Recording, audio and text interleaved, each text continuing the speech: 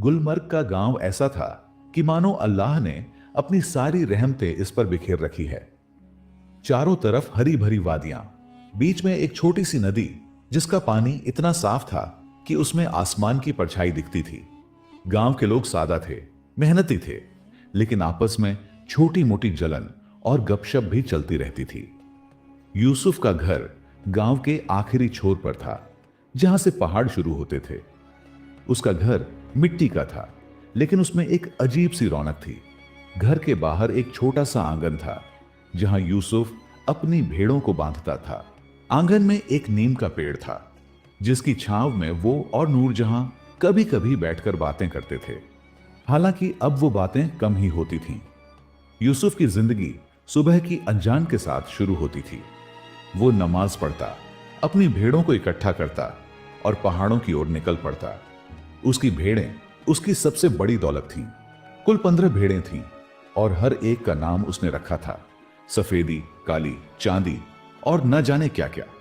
वो अपनी भेड़ों से बातें करता, उनकी देखभाल करता और अगर कोई भेड़ बीमार हो जाए तो रात रात भर जागकर उसका इलाज करता।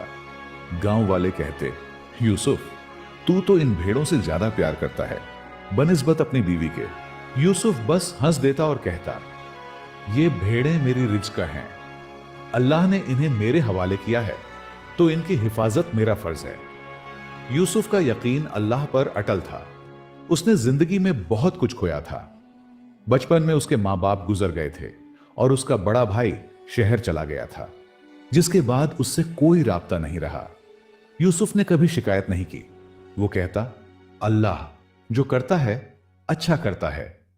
उसकी ये बात नूरजहां को और भी चिढ़ाती थी। नूरजहां की खूबसूरती गांव में मशहूर थी।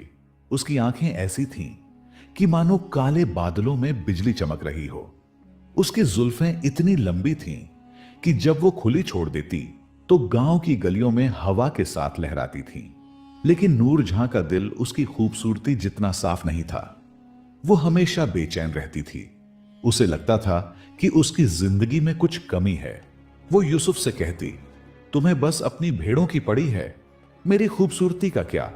मैं तो इस गांव में बेकार जा रही हूं। यूसुफ उसकी बातें सुनता और चुपके से मुस्कुराता। वो कहता, नूर, खूबसूरती अल्लाह की देन है, उसे संभाल कर रखो। ये दुनिया की नजरें बुरी होती हैं। लेकिन नूरजहां को उसकी ये बातें मजाक लगती थीं।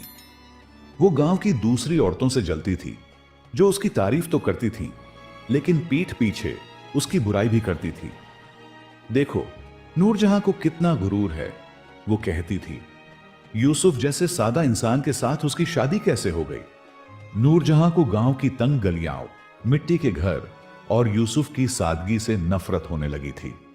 वो सोचती, मैं तो किसी बड़े शहर की हवेली में रहने लायक हूं। मेरे लिए तो कोई नवाब आना चाहिए था, न कि ये चरवाहा।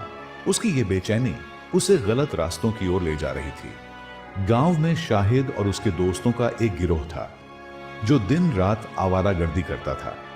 शाहिद गांव का सबसे बदनाम लड़का था। उसके बाप का नाम गुलाम हुसैन था, जो गांव का जमींदार था। गुलाम हुसैन के पास गांव की आधी जमीन थी और शाहिद उसका इकलौता बेटा था। शाहिद को अपने बाप की दौलत पर बड़ा गुरूर था।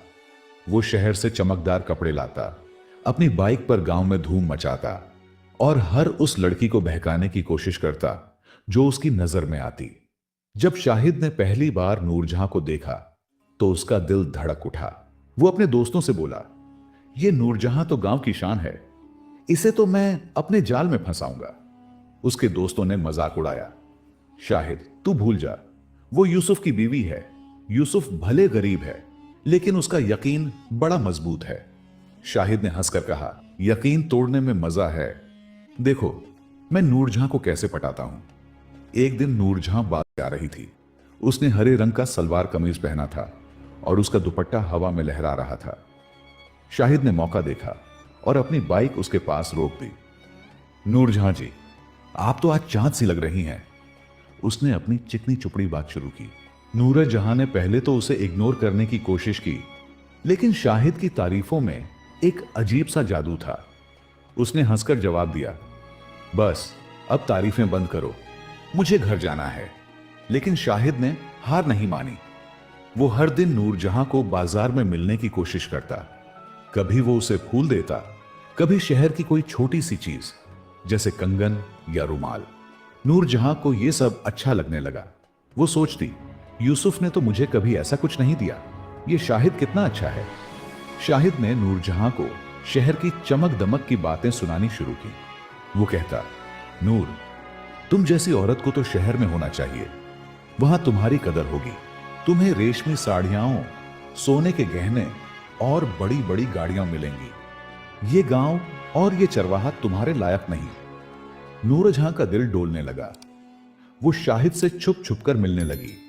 कभी गांव की नदी के किनारे, कभी बाजार के पीछे वाली गली में यूसुफ को नूरजहां के बदले हुए रवैये का अंदाजा होने लगा था। वो पहले की तरह हंसती बोलती नहीं थी। जब वो घर लौटता तो नूरजहां या तो चुप रहती या फिर छोटी छोटी बातों पर झगड़ा करती। एक रात यूसुफ ने उससे पूछा, नूर, क्या बात है, तू इतनी परेशान क्यों रहती है? नूरजहां ने गुस्से में जवाब दिया, तुम्हें क्या फिक्र, तुम तो अपनी भेड़ों में खुश हो, मुझे तो यह जिंदगी काटने को दौड़ती है। यूसुफ ने उसकी बातों को दिल पर नहीं लिया। वो चुपचाप अपनी नमाज पढ़ने चला गया, लेकिन उसके दिल में एक हल्का सा शक पैदा हो गया था। गांव, यूसुफ, अपनी बीवी पर नजर रख, वो बाजार में अकेले घूमती रहती है। यूसुफ ने इन बातों को अनसुना करने की कोशिश की, लेकिन उसका दिल बेचैन था। एक दिन यूसुफ अपनी भेड़ों को चराने पहाड़ पर गया था।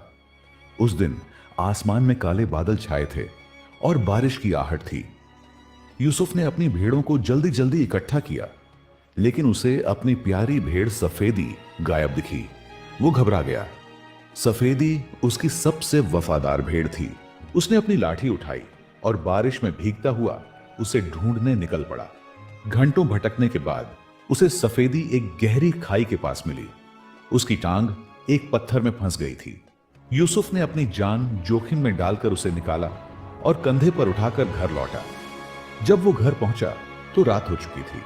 घर का दरवाजा खुला था और नूरजहां कहीं नहीं थी। यूसुफ का दिल धक धक करने लगा। उसने गांव में पूछताछ शुरू की। गांव की एक बूढ़ी औरत बानोबी ने उसे चुपके से बताया, यूसुफ, मैंने नूरजहां को शाहिद के साथ गांव के बाहर देखा। वो नदी के किनारे बातें कर रहे थे। यूसुफ का दिल टूट गया। उसने अपनी आंखें बंद की।